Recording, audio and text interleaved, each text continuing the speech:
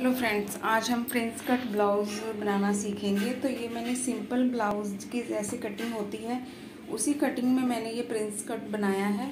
तो इसको अगर आप सीखना चाहते हैं तो मेरी वीडियो में एंड तक बने रहिए और चैनल को सब्सक्राइब करिए और वीडियो को लाइक शेयर कमेंट ज़रूर करिए। तो ये देखिए कितनी अच्छी फिनिशिंग से ये ब्लाउज़ बना है, प्रिंस कट है। ये बिल्कुल सिंपल कटिंग में मैंने इसको बनाया है। तो ये फ़ोटो वाला पीस है, ये फ़ोटो मेरे पास आई थी तो मेरे कस्टमर ने बोला था कि इस तरीके से हमें ब्लाउज़ तैयार चाहिए। तो बिल्कुल मैंने इसी तरीके से बनाया है, आप देख सकते हैं। नेक भी इसी तरीके से बना है और जो कॉलर है वो भी लगा है और यहाँ पे जो वी कट है नीचे वाली साइड में वो भी मैंने बनाया है, ये देखिए। तो अगर आप इसको सीखना चाहते हैं, इंटरेस्टेड हैं सीखने में, तो आप इसको मतलब मेरी वीडियो को एंड तक ज़रूर देखिए। तो अगर आपको वीडियो अच्छी लगे तो इसको लाइक शेयर कमेंट भी ज़रूर कीजिए। और ये देखिए, ये फ़ोटो वाला पीस था, ये रिक्वेस्टेड वीडियो है। मतलब मेरे कस्टमर ने मुझे बोला था कि बिल्कुल इसी तरीके से मुझे ये ब्लाउज़ चाहिए। तो चलो वीडियो शुरू करते हैं। सबसे पहले हमने ये कपड़ा लिया है, ये ब्लाउज़ पीस है, पीस मैंने कट करके रखा हुआ है। इसकी लंबाई चौड़ाई देख लेते हैं।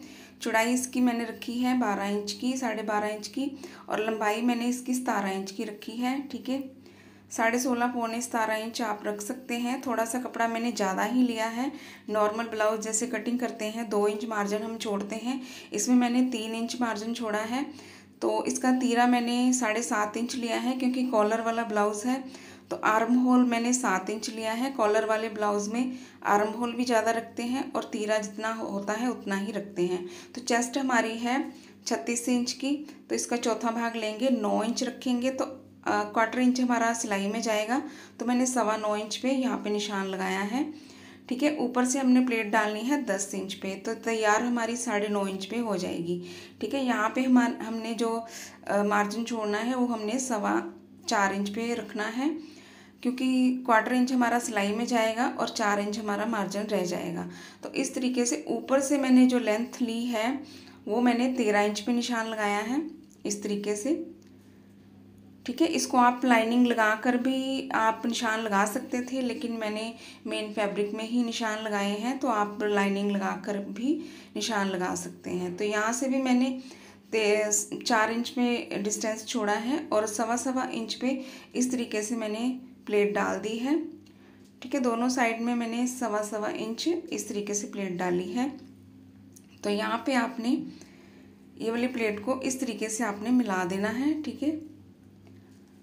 तो ये कटिंग करने की आपको कोई ज़रूरत नहीं है, इसी तरीके से आपने ब्लाउज़ की मार्किंग करनी है। तो आधा इंच मैंने नीचे की तरफ इस तरीके से रखा और आधा इंच ऊपर की तरफ मैंने कॉर्नर में कर दिया और इस तरीके से हमने बेल्ट पट्टी भी निकाल लेनी है, ठीक है। इस तरीके से मैंने शेप लगाई है। अगर आपको नहीं समझ आती है तो आप दोबारा भी इसको देख सकते हैं। तो ऊपर से मैंने जो गले की ब्रॉडनेस है वो मैंने 3 इंच रखी है और जो लंबाई है वो मैंने 3.5 इंच रखी है, इस तरीके से।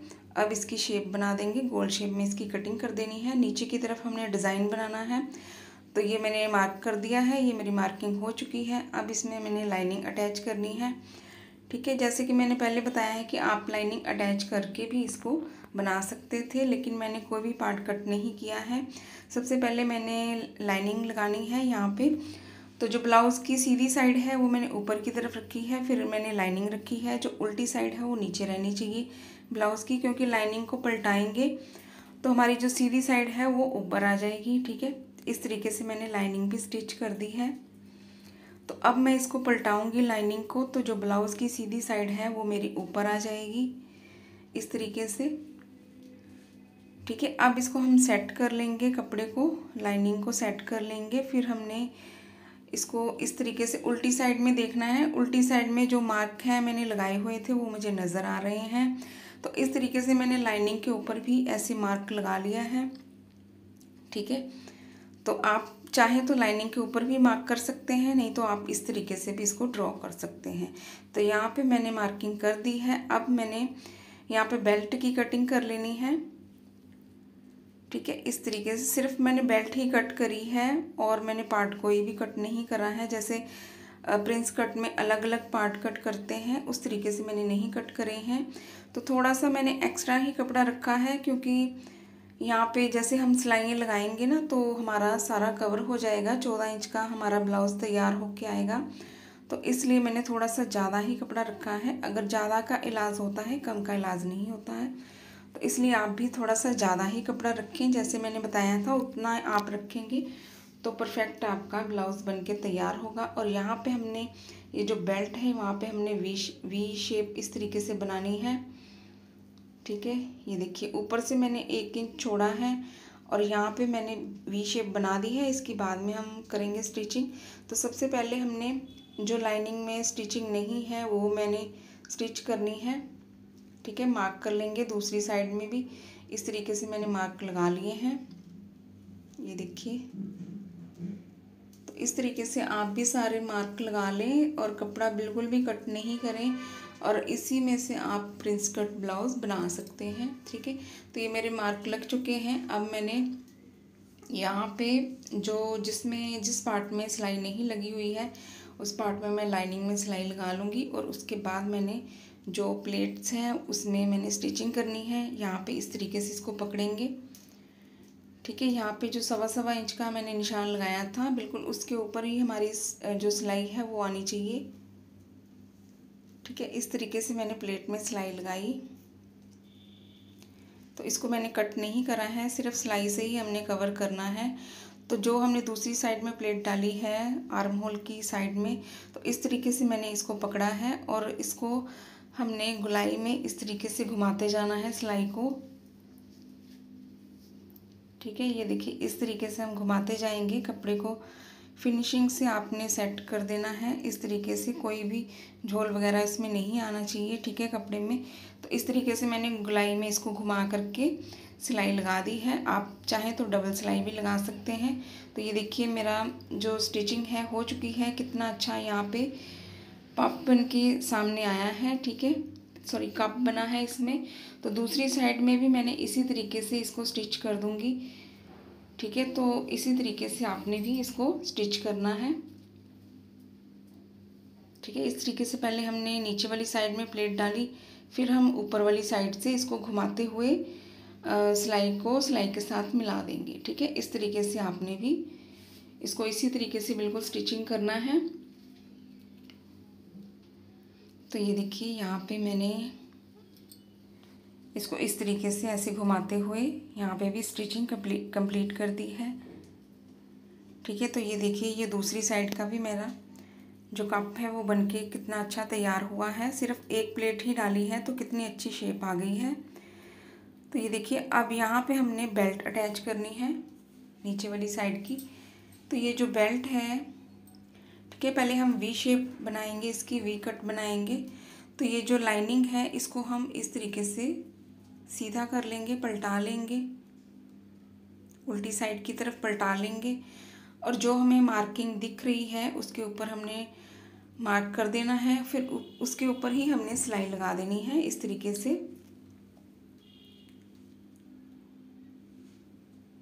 ठीक है, ये देखिए मैंने सिलाई लगा दी है। अब सिलाई लगाने के बाद इसको हम कट कर देंगे। ठीक है, फिर कॉर्नर में छोटा सा कट लगा देंगे ताकि हमारा आसानी से ये वी कट जो पलट सके। तो इस तरीके से मैंने कॉर्नर भी कट कर दिए हैं। अब इसको मैं पलटा दूंगी। ठीक है, पलटाने के बाद हमने इसके ऊपर हमने स्टिचिंग कर देनी है, टॉप स्टिच लगा देना है। ठीक है, फिनिशिंग अच्छी आ जाएगी। तो इस तरीके से मैंने यहाँ पे स्टिचिंग कर दी है। लाइनिंग नहीं दिखनी चाहिए। इस तरीके से लाइनिंग को नीचे की तरफ से खींच लेंगे ताकि ऊपर की तरफ लाइनिंग हमारी ना दिखे। तो इस तरीके से आपने भी इसकी स्टिचिंग करनी है। ठीक है, ये देखिए सारी स्टिचिंग मैंने कर दी है बेल्ट की भी। अब बेल्ट को हमने हाफ कर देना है। ठीक है, इस तरीके से यहाँ पे पहले स्टिचिंग कर देंगे। तो ये देखिए स्टिचिंग मैंने यहाँ पे भी कर दी है ऊपर वाली साइड में। अब इसकी हमने कटिंग कर देनी है। तो अब इसको हमने ब्लाउज़ के साथ इस तरीके से अटैच करना है। ठीक है, इस तरीके से ऐसे रखेंगे और यहाँ पे हमने सिलाई लगा देनी है। ठीक है, इस तरीके से आपने थोड़ा सा मार्जिन रखते हुए इस तरीके से सिलाई लगाएंगे और इसके ऊपर भी आप यहाँ पे स्टिच कर देंगे। ठीक है, तो ये देखिए मेरी बेल्ट भी लग चुकी है। अब दूसरी साइड की भी बेल्ट लगा लेनी है। तो यहाँ पे हमने टॉप स्टिच लगा देना है। ठीक है, इस तरीके से मार्जिन आप ऊपर की तरफ रख लें या फिर नीचे की तरफ रख लें। अगर जिस साइड में आप मार्जिन रखेंगे उसी साइड में दूसरे पार्ट का भी आपने मार्जिन रखना है।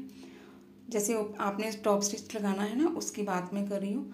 तो एक्स्ट्रा कपड़ा आप कट कर देंगे। तो इस तरीके से दूसरी साइड भी हमने अटैच कर लेनी है। ठीक है, इस तरीके से दूसरी साइड भी मैंने अटैच कर दी है, उसमें टॉप स्टिच भी लगा दिया है। तो जो एक्स्ट्रा कपड़ा है उसको भी कट कर दिया है। तो ये दोनों पार्ट मेरे तैयार हो गए हैं। अब यहाँ पे हमने पट्टी लगानी है, हुक पट्टी लगानी है। तो यहाँ पे वैसे मैंने हुक पट्टी नहीं लगानी थी, फ़ोटो में नहीं दी हुई है, लेकिन मेरे कस्टमर ने बोला था कि मुझे हुक पट्टी चाहिए, तो इसलिए मुझे फ्रंट में लगानी पड़ी। तो अब हम आगे वाला डिज़ाइन बनाएंगे। तो इस तरीके से मैंने 1.25 इंच में इस तरीके से मार्किंग की है और गले की शेप मैंने इस तरीके से बना दी है। तो इसकी जो लंबाई मैंने रखी थी वो 4 इंच की थी नेक की। ठीक है, तो एक्स्ट्रा मार्जिन को कट करते हुए इस तरीके से हमने इसकी शेप कट कर लेनी है। तो ये मैंने कट कर दी है। अब यहाँ पे हमने इसको कट कर देना है सेंटर से। अब कपड़े के ऊपर हमने इसको पेस्ट करना है। ठीक है, इस तरीके से हम इसको कपड़े के ऊपर पेस्ट करेंगे। बाकी जैसे गले हम बनाते हैं उसी तरीके से हमने इसको पेस्ट करना है। ठीक है, जो एक्स्ट्रा फैब्रिक है उसको हम कट कर देंगे। तो यहाँ पे हमने इसको ऐसे फोल्ड कर लेना है। ठीक है, फोल्ड करने के बाद अब हमने इसको नेक के साथ अटैच करना है, जहाँ पे हम नेक बनाएंगे। ठीक है, ब्लाउज़ वाले पार्ट के साथ इसको अटैच करेंगे। तो यहाँ पे देखिए 1.25 इंच पे हमने इस तरीके से मार्क लगाया और जहाँ पे हमारी बुकरम है उसके ऊपर वो मार्क आना चाहिए। तो इस तरीके से हमने थोड़ा सा ऊपर की तरफ रख दिया है कपड़ा। तो इस तरीके से सेट करते हुए यहाँ पे हम सिलाई लगा देंगे। तो ये देखिए दोनों साइडें मैंने एक साइड मैंने तैयार कर ली है। अब दूसरी साइड में आपको तैयार करके बताती हूँ। तो इस तरीके से हम छोटा छोटा कट लगा देंगे और इसके बाद हमने पलटाना है। पलटाने के बाद दोनों साइडें तैयार हो गई हैं। अब यहाँ पे हमने हुक पट्टी लगानी है। तो ये हमारी पट्टी अंदर की तरफ जाएगी। ठीक है, इसमें हमारे हुक लगेंगे। एक्स्ट्रा कपड़ा है उसको अंदर कर देंगे। तो ये हमारी हुक पट्टी तैयार हो गई है। अब हमने जो आई पट्टी है उसको भी मैंने तैयार कर लिया है, वो बढ़ा करके लगाते हैं, इसमें थोड़ा सा शूट नहीं हो पाया है। तो आई पट्टी भी मैंने लगा दी है। अब इसके हमने शोल्डर को जोड़ना है। तो सबसे पहले हमने बैक नेक को कट करना है। 1 इंच का हमने डीप नेक कट करा है। ठीक है, तो अस्तर मैंने लगा के रखा हुआ था। बैक नेक में कुछ नहीं करना है, सिर्फ अस्तर लगाना है। ठीक है, बैक पार्ट में तो ये मैंने सीधी साइड की तरफ मैंने सिलाइयाँ लगाई थी जो मैंने शोल्डर जोड़े हैं। अब इसको मैंने पलटा करके इस तरीके से फाइनल सिलाई यहाँ पे लगा दूँगी, क्योंकि यहाँ पे फिनिशिंग बहुत अच्छी आती है, शोल्डर की तरफ धागे नहीं निकलते हैं। ठीक है, तो अब हम इसका कॉलर नाप लेंगे इस तरीके से। तो ये मेरा कॉलर 16.5 इंच का आया है। ठीक है, इस तरीके से अब हमने इसकी बुकरम पे कटिंग करनी है। तो ये मैंने बुकरम ली है। इसकी जो चौड़ाई है वो 12 इंच की ली है टोटल, और डबल फोल्ड में 6 इंच की है। तो जो गले की ब्रॉडनेस थी वो हमारी 3 इंच की थी। तो इस तरीके से 3 इंच छोड़ते हुए यहाँ पे हमने इस तरीके से इसको मोड़ना है। तो यहाँ पे आप मतलब नाप लें कि हमारा 8.25 इंच आना चाहिए, क्योंकि बुकरम हमारी डबल फोल्ड है। तो यहाँ पे जितना चौड़ा आप कॉलर रखना चाहते हैं, 1 इंच का या 1.25 इंच का, तो इस तरीके से आपने मार्क कर लेना है। फिर हमने कटिंग कर देनी है। तो ये हमारा कॉलर कट हो गया है। अब हमने कपड़ा लेना है। ठीक है, इसको इस तरीके से रखेंगे। 2 कपड़े लगेंगे इसमें, एक नीचे की तरफ एक ऊपर की तरफ, इस तरीके से रखेंगे और हाफ में इसको कट कर देंगे। अब हमने यहाँ पे बुकरम के ऊपर इसको रखते हुए स्टिच करना है। ठीक है, ये रफ सिलाई लगाएंगे, इसको बाद में खोलना पड़ेगा। और कपड़े को भी मैंने मोड़ दिया है। फिर हमने नीचे वाली तरफ में एक कपड़ा रखा है, फिर से हमने यहाँ पे रफ सिलाई लगानी है। ठीक है, इसको भी हमने खोलना है। फिर हमने जितना कपड़ा हमें चाहिए आधा इंच उतना रखते हुए ऐसे इसको कट कर देंगे। अब यहाँ से हमने सिलाई लगानी है। यहाँ पे थोड़ा सा हिस्सा हमने छोड़ना है कॉलर लगाने के लिए, तो यहाँ पे मैंने सिलाई लगा दी है और थोड़ा सा हिस्सा भी छोड़ दिया है। यहाँ पे भी थोड़ा सा हिस्सा छोड़ देंगे। ठीक है, यहाँ पे कट लगा दिए। कट लगाने के बाद हमने सिलाइयाँ खोल के इसको पलटा देना है। तो सिलाइयाँ मैंने खोल दी हैं, फिर इसमें मैंने पलटा भी दिया है। मैंने इसको अच्छे से इसको पलटा दें। ठीक है, ये भी हमने रफ स्टिच लगाना है मोटा बखिया करके, इसको भी खोलना पड़ेगा। फिर हमने कॉलर का सेंटर करना है। ठीक है, तो बैक नेक का भी हमने सेंटर कर दिया। फिर हमने इसको पिन अप कर देना है। तो इस तरीके से हमने कॉलर को इस तरीके से पकड़ते हुए, ब्लाउज़ उल्टा ही होना चाहिए आपका। तो जितना हिस्सा मैंने कॉलर अटैच करते समय खोला था उसको हमने इस तरीके से फिक्स कर देना है पकड़ते हुए। यहाँ पे थोड़ा सा कपड़ा आपका इकट्ठा हो सकता है, तो इसमें घबराने की कोई बात नहीं है, ये अपने आप ही एडजस्ट हो जाता है। तो दूसरी साइड में भी आप इस तरीके से कॉलर को अटैच कर देंगे कपड़े को सेट करते हुए। ठीक है, तो ये देखिए मैंने सेट कर दिया है। अब यहाँ पे हमने कट लगा देने हैं, कॉलर आसानी से हमारा पलट जाएगा। ठीक है, तो यहाँ पे हमने कॉलर को पलटा लिया है और जो एक्स्ट्रा कपड़ा है उसको हम अंदर की तरफ करते जाएंगे और सिलाई लगाते जाएंगे इस तरीके से। ठीक है, जो बाहर की तरफ कपड़ा था उसको हम अंदर की तरफ करते जाएंगे। तो इस तरीके से आपका जो कॉलर है वो भी बन के रेडी हो जाता है।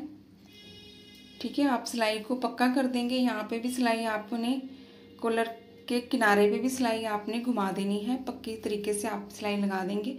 तो इस तरीके से मेरा कॉलर बन के तैयार हो जाता है। तो इसकी अभी बाजू की फ़िटिंग करनी है। ठीक है, फ़िटिंग करनी है, तो फ़िटिंग करने के बाद इसका लुक आपको दिखाती हूँ। तो इस तरीके से मेरा ब्लाउज़ बन के तैयार हो जाता है। तो आपको मेरी वीडियो कैसी लगी प्लीज़ लाइक करें, शेयर करें, कमेंट